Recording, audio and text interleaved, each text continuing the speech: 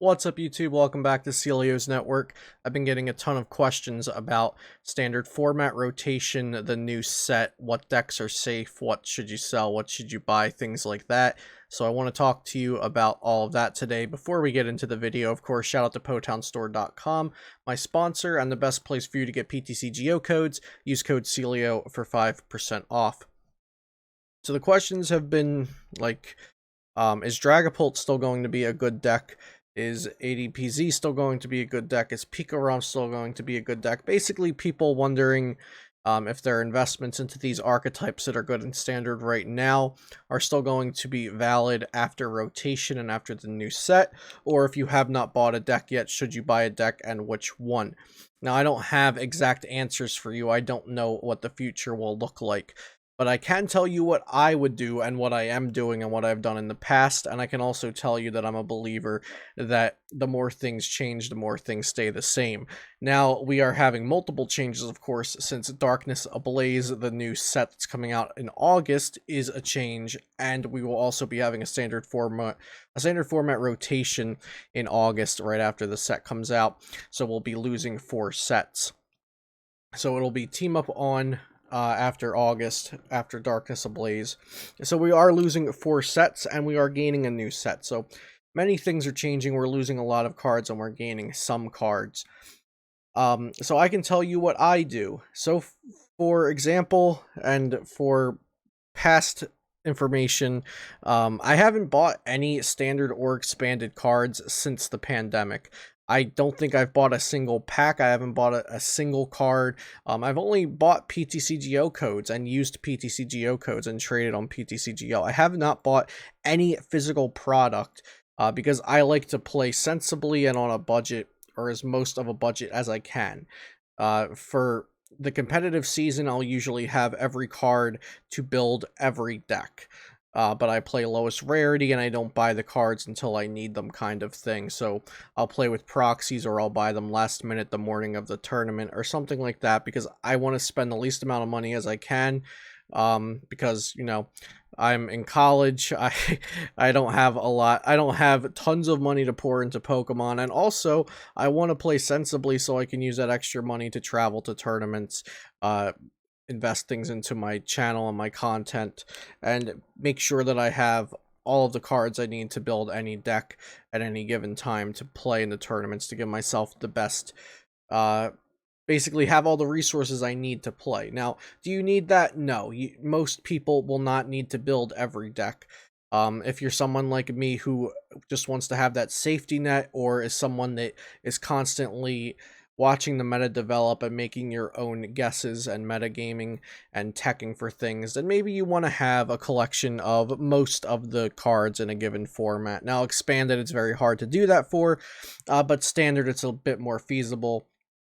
And that's usually what I try to do. That being said, I do not currently have any cards from Rebel Clash, and I have a very small amount from Sword and Shield, since I did not play in many major tournaments with Sword and Shield Legal. My last major tournament was Dallas Regionals, which was expanded and did not have Sword and Shield in it yet. But with the pandemic, I have not been buying cards because we don't have a guaranteed date on when cards are coming, or when tournaments are coming back, right? So if you collect, if you're playing with family, if your locals are back up, if you just want to have the cards, hey, that's great. I'm not here to tell you how to spend your money, except I kind of am for the people that are asking. So if you're here to wonder how to spend your money, I guess I am here to tell you that. But I can't really tell you. All I can inform you of is how I am doing it and how I would do it if I was you. So I wouldn't necessarily buy any complete decks right now unless you need them for something, or like I said, unless you just want to have the cards you collect, you want to have the decks in your hand, that's fine. But what I would do is not buy any cards right now, and that's what I am doing. I've been playing a lot on PTCGO, playing in some competitions online, but as far as real life cards go, I have not been buying new ones, and unless it's an investment, like buying the Pikarom battle decks, or buying the trainer toolkits, or buying new product to then resell after it goes up, I'm not buying cards unless it's anything like that. Now, I do think if you don't already have a standard format collection formed, I highly suggest getting a hold of the trainer toolkits, either one or two of that, and also the Pika-Rom and Reshizard decks if you foresee yourself wanting to play archetypes, including any of those cards, or if you want decks to start practicing with if you're newer or returning to the game and you want cards for PTCGO as well. The Reshizard and Pika-Rom battle decks are great, great value, and so is the trainer toolkit. I did a whole other video on my channel about those cards and basically products you should buy if you're newer to the game. But the trainer's toolkit is a very good investment regardless of what decks you're going to want to play and what decks end up being good. The Dene is going to be a good card. A lot of those trainers are going to be a good card. The energies are going to be good cards. So regardless of what decks make it or come up or go away, the trainer toolkit is a really good investment regardless. Now Dragapult is a weird one since it came out in Rebel Clash and it's one of the best decks currently, and Darkness Ablaze is coming out with a ton of dark support, you know, given by the name Darkness Ablaze, and Dragapult's weak to dark, and that's a big deal. Eternatus VMAX is getting a ton of hype. That's why we have this giant Eternatus VMAX hand behind me on the video from the video game, I think. But Eternatus is getting a ton of hype. I do think with how much they put into this set and gave this card so much support and just they buffed up this card so much, I don't think the card can fail. I think an Eternatus VMAX deck is bound to be at least tier 2. I have not started my testing yet. I'm waiting to see the entire Darkness Ablaze confirmed set, and then I'll start pumping out the Darkness Ablaze videos and articles and testing results and more theories and stuff like that. But we don't have the exact list yet. We have a pretty good idea of it. So I have not tested Eternatus VMAX myself, but just looking at the card, looking at the other cards in Darkness Ablaze, I think it's pretty safe to say Eternatus VMAX will at least be in the meta. I can't say it's going to be the best deck or anything, but it will at least be in the meta, which should scare Dragapult VMAX off. Now, I think Dragapult VMAX will still be in the meta, but I don't think it can survive as one of the top 2 or 3 decks if Dark is getting such a buff and Dark is going to be popular. Even if Eternatus VMAX ends up not being a good deck, I think it would still be very popular just because it's the new hype card. It's one of the main legendaries from the video game. It's cool looking. It has a cool mechanic of expanding your bench to 8 Pokemon. There's a lot of Dark support in the set. So regardless, even if the card and the deck ended up being really bad for whatever reason, I still think it would be very popular, which is going to bring Dragapult VMAX down a bit. Now, I don't think that necessarily means sell all of your Dragapult VMAX, but if you have not built the deck yet, I would wait. Now, I have not built the deck yet, like I said, or at least with real cards. I have it proxied. But I think my best advice is proxy decks. Just go on, buy yourself some printer ink, get some paper, get sleeves and a bunch of energy or bulk cards to use as the backs and the sleeves, and go on limitlesstcg.com and print out some proxies. That's my best suggestion probably for testing and building decks, unless of course, like I said, you don't have a collection started yet, in which case I definitely suggest buying the Trainer's Toolkit and the Pika-Rom and Reshizard decks, especially since they also help you start your PTCGO collection. They're a really great, valuable resource.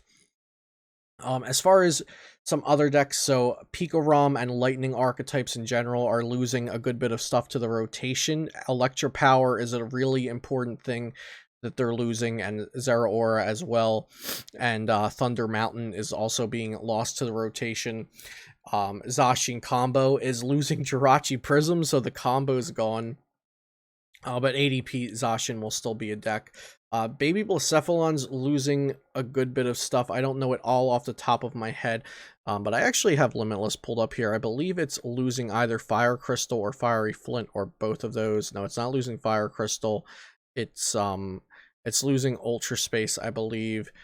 I don't know all of it off the top of my head, but I do know that Baby Blacephalon is losing some stuff. It's losing Fiery Flint as well.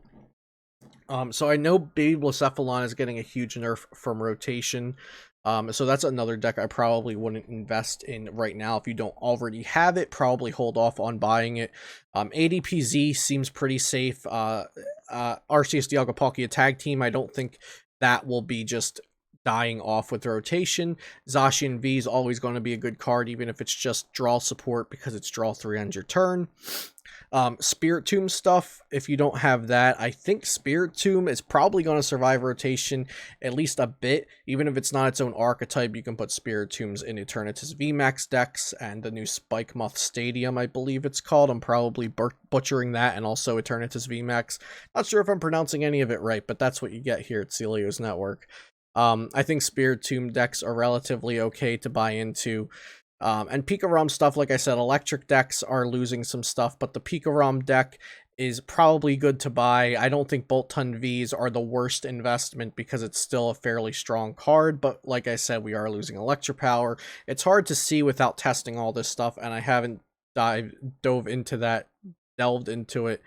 I have not gotten into the post-rotation testing just yet myself, because I have been playing.